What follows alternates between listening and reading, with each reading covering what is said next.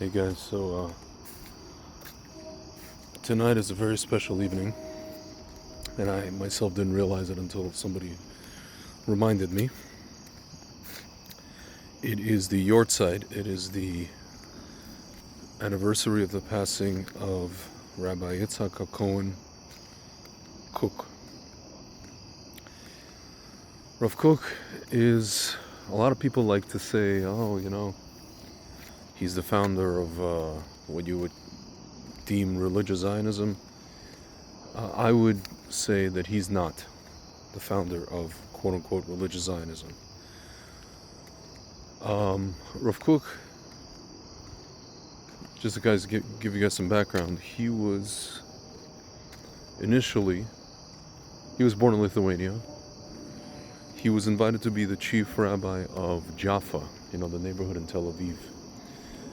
This is long before Tel Aviv was even founded. He was invited to be the rabbi in, I believe, 1903 or 1904. And of course, we know Jews live there.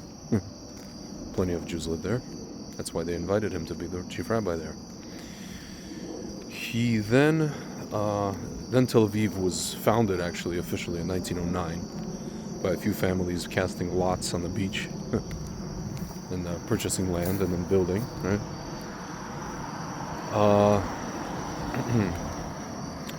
He then, I believe, I'm just skipping, he went to Europe. I think he went to Switzerland, I believe, if I'm not mistaken, or England. And then World War I happened, and he basically got stuck in Europe, where he was a rabbi. And then he came back to Israel, and he essentially became the chief rabbi of pre-state Israel in 1921, if I'm not mistaken.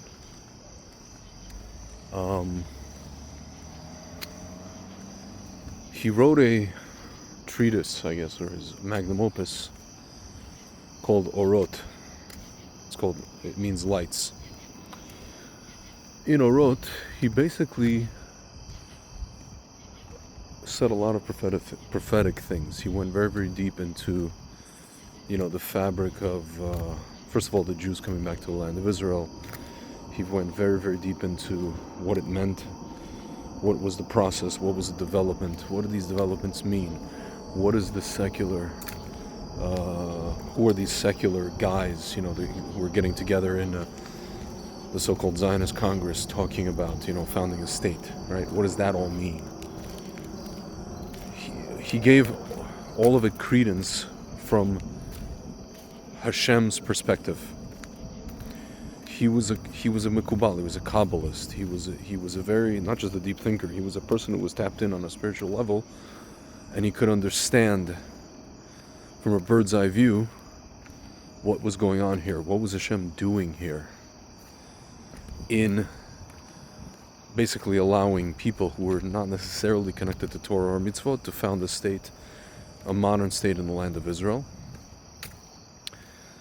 And he was giving kind of a play-by-play or a spiritual play-by-play, again, of what Hashem was doing via these people. Because he did that, he was put in what's called harem by many of the rabbis, by the serious rabbis, in particular Rabbi Sonnenfeld, who I think he was the chief rabbi of Jerusalem at the time. He was the leader of the Haredi, movement, of the Hasidic Haredi movement, and in Israel, and they put him in excommunication. They understood everything he was saying in that book, but they were afraid that most people wouldn't understand, right? And it's interesting because I think they respected him on a personal level, but they thought it was dangerous what he was writing, essentially, right? This is basically what they thought. And so they put him in harem. So folks, he wrote this book in 1920, over 100 years ago. If you open up the book, I don't have it in front of me right now, he wrote about many things. About Israel's, the whole I want to say purpose, or the whole, I guess you could say purpose of war. And he was speaking from a Mashiach perspective, from a messianic perspective, from a Geulah, from a folks. It's very difficult to put into words essentially what he was saying, especially since I don't have it in front of me. He was describing the process of the Geulah as it's unfolding before our very eyes. And he was giving us, so to speak, the goggles, or the night vision goggles, to be able to see all of it. That's what the book Orot was. That's what he was trying to do with Orot. It was night vision goggles for a person, whether he's in Israel or outside the land of Israel, to be able to see through the lens of that, to be able to look at history, to be able to look at current events, let's say, at everything, not just quote-unquote religion and Torah, and to say, okay, how does this line up with Dafka the Torah, right? And it does. And this is essentially what he was able to do. He also was writing about Israel and the nations, with respect to the nations. He wrote a lot about, for example, guys, it's funny, even I think it was just this morning, talking about how the world lost its moral compass, right? Folks, what was he talking about? Rav Kook, he was saying how, there would come a time, he wrote this in 1920. Granted, this was already kind of happening with some of the intelligentsia in Europe, right? Non-Jewish, but he said there would come a time where essentially the Western world would shed what's called the klipa of Christianity. And he actually said that the Western world would delve into the, I'm just paraphrasing, basically delve into the abyss of, atheism. And from that would come, it would, kind of purify itself, so to speak. And then we, the Jewish people, would have to bring them to Hashem. It's interesting because if you look fast forward, you see like the Lubavitcher Rebbe, blessed memory, he was obsessed with this whole thing of like, teaching non-Jews about 7 laws of Noah, right? Just that, right? Meaning, if you want to convert to Judaism, you're more than welcome, right? But at the very least, the 7 laws of Noah, 7 Noahide laws, right? Rav Kook wrote about that. He wasn't against Christians personally, right? He was just saying how, this essentially was a thing that the Western world would see aspects of essentially falsehood. That there's no possible way that a man could be God. The anthropomorphization, or whatever you want to call it. That people would start to see that that's a problem, right? But here's the kicker. The problem is they stop believing in God altogether. He spoke about that too. And he said that there's a purpose for that time period as well. He was saying this, right? Folks, unfortunately, because of the stigma and because of the, not only stigma, but just, I guess, perception or association, Rav Kook's Torah is not taught that much outside the land of Israel en masse, let's say. But honestly, when you think about it, his Torah may not even apply outside the land of Israel. He spoke a lot about the land of Israel. Again, it's not about political Zionism. It's just about seeing what's going on. Yes, there's a secular segment of Israeli society. There's a quote-unquote religious segment of Israeli society. There's a progression happening here. There's a building. There's a development. There's a growth. There's, vineyards. There's high tech. There's all these things, guys. These are not things to be discarded. A lot of people like to discard these things as just, Zionism. Folks, it's not. To be honest with you, I don't even like that word. I don't even like that term. It became like a dirty word. Rav Kook just wrote about what he saw. And he tried to make us see it from the perspective of a person who was looking at Hashem's hands guiding a process. Honestly, guys, I think probably his writings are probably the most important writings in the Jewish world, in the last 100 years.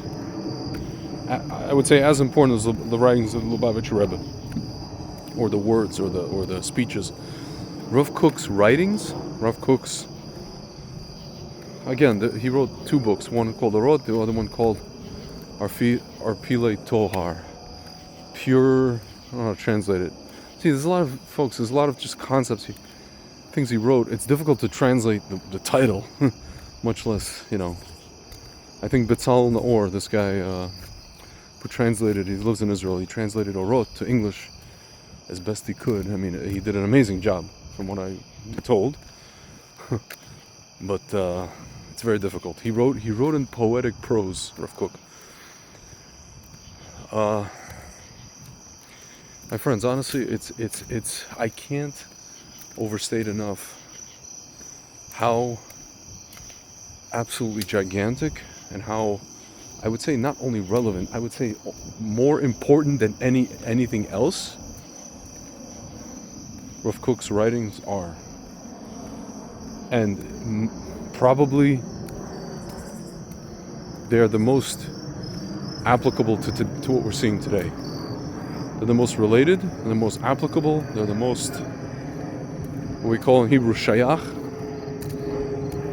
to what we're seeing today. And what we've really been seeing developing in Israel, for sure since the founding of the state, but for sure probably since, what we've seen since like 1967, pretty much. My friends, I highly recommend pick up the book called Orot, O-R-O-T. It will be spelled in English. The translation is by Betzalel Naor. Last name is N-A-O-R. You can get it on Amazon. If you want to check out some lectures of Rav Kook's Torah, there's another writing called Orot Haraya. Basically, it's part of Orot, right? It's a segment of Orot. So, in English, there's amazing lectures by Rabbi Moshe Kaplan, who teaches in Mahon Meir. I don't know if he still teaches there, but honestly, guys, his lectures really, they basically kept me sane when I had to move back when I had to leave Israel 10 years ago. Even when I moved back and had to leave again, kept me sane. If you want to check out in Hebrew and or French, I would say Rabbi Uri Sherki. Last name is C-H-E-R-K-I. Probably the best resource for Rav Kook's, writings and ideas. But yeah, in English, Rabbi Moshe Kaplan, K-A-P-L-A-N. And I don't know if he has stuff on YouTube, but for sure in Mahon Meir on their website, possibly. But guys, I'm telling you, it's everything you're seeing today with respect to just everything that's going on in Israel today, with respect to in Israel itself and Israel vis-a-vis the nations, and just everything really that's going on around the world, and all the machinations that we're seeing, all the developments we're seeing, as far as what our sages, what our prophets said about what would be happening in Israel just before the Geulah. Rav Kook was writing about these things, 100 years ago. And again, it's amazing. What you read is amazing. To say, wow, it's like he's writing it today. And this is precisely why the rabbis were concerned at that time. That's why they put him, so concerned they put him in harem. Because they were afraid, they were afraid of a lot of things. And he didn't want his writings to be misconstrued, so, and they knew the people were not ready for them at that time, at least the people in the Torah world, let's say. So, Anyway, guys, Rav Yitzhak HaKohen Kook, his neshama should have an aliyah, and B'ezrat Hashem, we should see the Geulah very, very soon. And his teachings should be spread far and wide, especially outside the land of Israel. Alright, guys. Well, tough.